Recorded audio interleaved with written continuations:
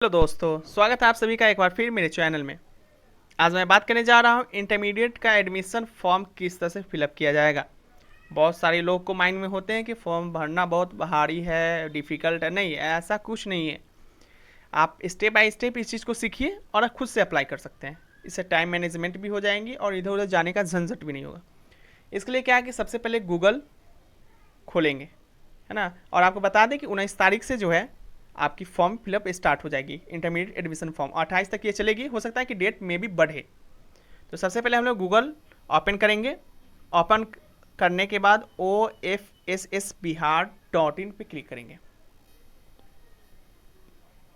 Click करने के बाद इस तरह की वेबसाइट खुल जाएगी। अब देखिए ऊपर में लिखा हुआ है होम, लिस्ट ऑफ सहज वसुधा केंद्र and common prospectus. Common prospectus पे क्लिक करेंगे तो क्लिक किए, इंटरमीडिएट आ गया। अब हम लोग किस पे क्लिक करेंगे? इंटरमीडिएट पे। इंटरमीडिएट पे जब क्लिक करेंगे तो पीडीएफ लोड करने के लिए आएगा। तो मैं पीडीएफ लोड कर चुका, इसलिए ओपन कर रहा हूँ। आप लोग पीडीएफ लोड कर लेंगे, उसे किसी भी पीडीएफ ड्राइव से ओपन कर सकते हैं। मेरे पास ड्राइव पीडीएफ व्यूअर है, इससे ओपन करते हैं। ओके, ओपन करने के लिए ओपन हो गया। उसके बाद देखिए इस तरह का इंस्ट्रक्शन है। सबसे ऊपर में जाते हैं, सामान्य सूची पत्र कॉमन प्रोस्पेक्टस लिखा हुआ है। इंटरमीडिएट कक्षा में विद्यार्थियों के लिए ऑनलाइन नामांकन की सरल व्यवस्था सत्र 2021 से 2023 तक के बारे में दिया हुआ है। ऑल डिटेल्स को यहाँ पे पढ़ लेंगे, आपकी इच्छा है तो पढ़ लेंगे, मगर हम समझा रहे हैं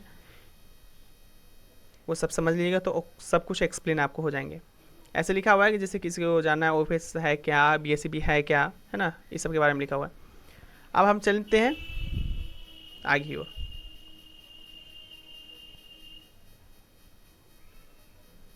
देखिए यहाँ पे आएंगे, पेज नंबर 16 पे आएंगे। 16 पे आने के बाद देखिए यहाँ पे कॉमन एप्लीकेशन लिखा हुआ है। Common application form for admission in intermediate college and schools. Okay, इस पे क्लिक करेंगे। क्लिक करने के बाद हमारे पास इस तरह का ओपन हो जाएगा। ये इंस्ट्रक्शन है, निर्देश आपको दिया गया कि आप इसे पढ़ लें, उसके बाद एग्री करें जब आपको फॉर्म फिलअप करना है। तो हम एग्री करेंगे। एग्री करने के बाद इस पर फिर क्लिक करेंगे तो आई की ओर बढ़ेंगे। आई की ओर बढ़ेंगे तो हमारे पास कॉमन एप्लीकेशन फॉर्म इंटरमीडिएट का खुल जाएगा। यहाँ से मेन काम स्टार्ट हो गया। सेशन भी देख रहे हैं, ऊपर लिखा हुआ है आपको सेशन, यहाँ पे सेशन भी लिखा हुआ है 21 से 23, देखिए, है ना। अब क्या करना है? अप्लाई करना है आपको। अप्लाई करने के लिए क्या करना है पड़ेगा? फिलअप कीजिए, उसके बाद सबमिट होंगे। तो अब हम क्या करते हैं, यहाँ पे name of the examination board सबसे पहले डालेंगे। क्या है आपकी name of the examination board, क्या है वो डालेंगे यहाँ पे। उसके बाद आपने कब पास किया वो डालेंगे। उसके बाद एग्ज़ाम टाइप क्या था, एनुअल था या पूरक था, है ना, उसे डालेंगे। डेट ऑफ बर्थ डालेंगे, रोल कोड डालेंगे, रोल नंबर डालेंगे। डालने के बाद फिर नीचे चलते हैं, अप्लीकेंट्स नेम, आवेदक का नाम। मीन्स ये बहुत ही इंपॉर्टेंट होता है। कोई भी आवेदक जो एप्लीकेशन अप्लाई कर रहे हैं, फॉर्म भर रहे हैं, उनके लिए बहुत ही मस्ट होता है ये एप्लीकेशन भरने के लिए आवेदक का नाम। ओके, इसमें नाम डालेंगे।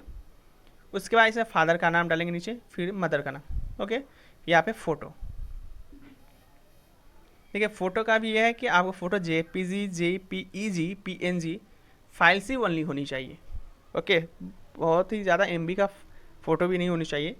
आप उसे बना सकते हैं, फ़ोटो एडिटर और कई सारे ऐप, फोटो एडिटर के बहुत सारे ऐप हैं, तो आप उसे ओपन करके बना सकते हैं। उस पर भी फ़ोटोशॉप भी बना सकते हैं। तो उसके बाद नेक्स्ट में जाएंगे तो यहाँ पे देखिए कि टोटल मैक्सिमम नंबर लिखा हुआ है। आपको मैक्सिमम नंबर कितने आए, यहाँ पे टोटल फुल मार्क्स। मतलब ये हुआ कि आप एग्ज़ाम कितना का आपने दिया था, 500 का दिया तो यहाँ पे डाल दीजिए। आपको उसमें कितना नंबर आया, 380, तो यहाँ डाल दीजिए। ओके, ये डालने के बाद आप नेक्स्ट में पहुँचिएगा। आपने कौन सी स्कूल से 10वीं पास किया है, उस स्कूल का नाम लिखिए, डिस्ट्रिक्ट है वो लिखिए, एड्रेस ऑफ स्कूल लिखिए, कब स्कूल ज्वाइन किया था आपने वो लिखिए। उसके बाद स्कूल कब छोड़ा आपने वो लिखिए। लिखने के बाद आपके पास नेक्स्ट स्टेप आएंगे जो पर्सनल डिटेल्स होंगे। इसको अप्लाई करना, लिखना बहुत ही मस्ट है। आप मेल है या फीमेल वो डालिएगा। मदर टंग क्या है तो हिंदी। इंडियन, रिलीजन आपका क्या है, हिंदू मुस्लिम सिख ईसाई क्या है वो डाल सकते हैं। डालने के बाद यहाँ पे ब्लड ग्रुप ये डाल सकते हैं, ये नहीं कंपलसरी नहीं है आपको रिलीजन और ब्लड ग्रुप जो है कंपलसरी नहीं है। कंपलसरी इसलिए नहीं है, देखिए यहाँ पे लिखा हुआ है, आपको दिखा दें कि यहाँ पे लिखा हुआ है ऑप्शनल, देखिए है ना ऑप्शनल, जूम करके आपको दिखा देते हैं कि ऑप्शनल लिखा हुआ है, ऑप्शनल दोनों में लिखा हुआ है। मीन्स ऑप्शनल के मतलब होता है कि आप लिख भी सकते हैं नहीं भी लिख सकते, आपकी इच्छा अनुसार। उसके बाद फिर नेक्स्ट स्टेप में चलते हैं, आप कौन से स्टेट से बिलोंग करते हैं, डिस्ट्रिक्ट आपकी क्या है, ब्लॉक क्या है ना, ये सब लिख देंगे। हाउस उसके बारे में, हाउस कहाँ पे, घर कहाँ पे वो लिख देंगे। उसको यहाँ पे पिन कोड, ओके। उसके फिर नीचे चलेंगे। अब देखिए यहाँ पे एक बहुत इंपॉर्टेंट चीज़ ये है कि मोबाइल नंबर आपके पास होना अनिवार्य है, और वही मोबाइल नंबर दें जो हमेशा आपके पास मौजूद हो। ईमेल नंबर, ईमेल दीजिए आप। उसका टेलीफोन नंबर जो है आपके पास ऑप्शनल है, दे भी सकते हैं नहीं भी दे सकते, ओके। फिर नेक्स्ट पे चलते हैं। देखिए जनरल कैटेगरी है दिया हुआ, कैटेगरी का बहुत जगह छूट मिलती है, तो कैटेगरी आप ABC है तो ABC डालिए, BC है तो BC डालिए, ST है तो ST डालिए, SC है तो SC डालिए, और जनरल तो जनरल, ओके। ये डालने के बाद आपको कहा गया है कि क्या आप दिव्यांग है, तो है तो हाँ में डालेंगे, है तो हाँ में, नहीं है तो नहीं में।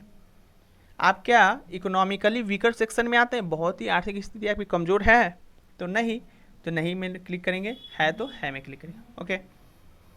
फिर नेक्स्ट स्टेप चलेंगे। अब देखिए यहाँ पे आपकी ऑप्शन चुनने की आ गई, क्या आ गई, ऑप्शन चुनने का। ऑप्शन चुनने के लिए आपको डिस्ट्रिक्ट का नाम, यानी कौन से कॉलेज में, आपके कौन से डिस्ट्रिक्ट में आप पहला प्रेफरेंस दे रहे हैं कॉलेज के लिए, तो आप मुजफ्फरपुर, मानिए मुजफ्फरपुर दे रहे हैं, उस कॉलेज का नाम डालिए, मुजफ्फरपुर का LS कॉलेज या RDS कॉलेज, कौन सी साइंस आर्ट्स या कॉमर्स, उस चीज़ को डालिए, ओके। यहाँ पे तीनों डालने के बाद यहाँ पे सत्यापित करना होगा आपको, दोनों को टिक करना होगा। उसके बाद टिक करने के बाद नेक्स्ट पे जाना होगा। नेक्स्ट है इंटर हेयर फर्स्ट ऑप्शन, अपना पहला विकल्प चुने, अगेन इसको सत्यापित करेंगे, ओके। सेम है, सत्यापित करने के बाद आपके पास फॉर्म इस तरह से खुल जाएंगे, यानी आप चेक कर लीजिए कि आपने फॉर्म सही भरा है या नहीं भरा है, ओके। देखिए सातवां चरण, आपके निबंध मोबाइल नंबर पर OTP प्राप्त होगा। अब क्या है कि आपके मोबाइल नंबर पर OTP प्राप्त होगा। भरने के पश्चात सबमिट पर क्लिक करें। जब अप्लाई हो गया, सब कुछ आपने भर दिया, तो किस पे क्लिक करना है, सबमिट बटन पे। सबमिट बटन पे जाएगा, क्लिक होगा, उसका OTP आएगा, उसका OTP आप यहाँ पे इस तरह से OTP डाल देंगे, ओके। OTP डालने के बाद सबमिट कर देंगे। अब देखिए यहाँ पे मोबाइल नंबर सुनिश्चित करने के पश्चात आपका पेमेंट पेज पर भुगतान के लिए रीडायरेक्ट किया जाएगा। भुगतान करने की विधि को चुन लें, जैसे वसुधा केंद्र, payment gateway, net banking, debit card या क्रेडिट कार्ड। आपके पास ATM कार्ड की डेबिट कार्ड है या क्रेडिट कार्ड, किस चीज़ से कर सकते हैं, या नेट बैंकिंग वो भी चीज़ से कर सकते हैं, या आप कोई दूसरा से करवाना चाहते हैं या वसुधा केंद्र से उससे भी करा सकते हैं, ओके। यहाँ पे करने के बाद एप्लीकेशन नेम आपका आ गया, जो नेम भी हो उस पर क्लिक हो जाएगा। उसके बाद यहाँ पे देखिए अपने भुगतान के विकल्प चुने, है ना, अपने भुगतान का विकल्प चुने, तो जो विकल्प होगा इसमें चुन लीजिएगा। चुनने के बाद उसको क्लिक कीजिएगा। क्लिक करने के बाद इस तरह का आएगा। जब आपकी ट्रांजैक्शन कंप्लीट हो जाएगी, भुगतान की प्रक्रिया कंप्लीट हो जाएगी, उसका ट्रांजैक्शन ID प्राप्त होगा, तो इसको आप प्रिंट करके रख लीजिए, है ना। ये फ्यूचर में आपको काम आएंगे। बाय द वे हो कि पेमेंट फेल दिखाया ना, नहीं हुआ, तो आप इसे काम आएगा ये चीज़, ओके। अब इस तरह से आपका कंप्लीट हो जाएगा फॉर्म। अब यहाँ पे देखिए आपको आरक्षण क्या क्या दिया हुआ है। अनुसूचित जाति को 16%, अनुसूचित जनजाति को 1%, इस तरह से आरक्षण ये सब दिया हुआ है। आप ये समझ भी सकते हैं ऐसे, आप तो जानते हैं, सभी लोग तो जानते ही है क्या क्या है, ओके। आई होप कि आप लोगों को समझ में आ चुका होगा। कोई खास नहीं है, कोई ज़्यादा कोई हार्ड काम नहीं है ना, बहुत ही सिंपल है। हार्ड किसी चीज़ को लीजिएगा तो हार्ड लगेगा। देखिए ई चालान की सुविधा उपयोग करने पर आवेदक भरने के लिए आप भुगतान विकल्प पेमेंट ऑप्शन पर जाएँ, वहाँ आपको ई चालान विकल्प मिलेगा। इसके उपरांत आपको ई चालान डाउनलोड करना होगा, इसे निकटतम बैंक में जमा करना होगा। ई चालान जमा करने के लिए बैंक द्वारा 350 के अलावा कुछ और राशि भी ली जाएगी। मीन्स क्या हुआ कि अगर आप चाहते हैं ऑनलाइन पेमेंट हम नहीं करें, ठीक है, तो आपको चालान का वहाँ पे एक प्रिंट मिलेगा, वो उस पर 350 का लिखा होगा। 350 का लिखा होगा, बैंक में जाइएगा, उसका GST या और भी कुछ चीज़ का ले सकते हैं पैसा हो, टैक्स वैक्स भी ले सकते हैं कोई चीज़, तो और बैंक में जाने पे और भी टैक्स ले सकते हैं। मैंने 350 है तो 30-40 और रख लीजिए, वो ले सकते हैं। ओके, तो इस तरह का है, आप यहाँ से अप्लाई कर देंगे। आई होप आप लोग की समझ में आ गई होगी। अगर समझ में आया है, अच्छा लगा वीडियो, तो हमारी वीडियो को लाइक और सब्सक्राइब करना ना भूलें। Thanks a lot.